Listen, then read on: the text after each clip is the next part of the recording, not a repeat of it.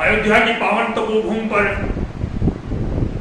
हम आज हिंदी महाअभियान की अर्जी लेके आए हैं।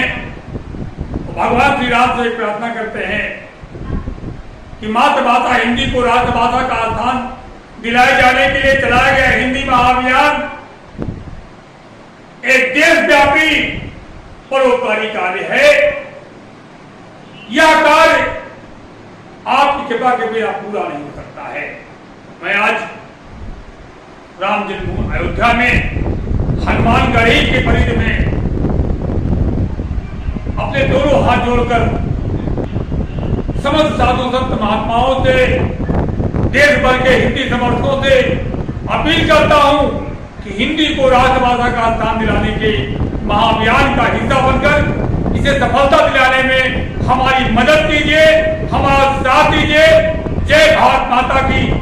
आपका ललितकांत पांडे, राष्ट्रीय अध्यक्ष हिंदी महाअभियान।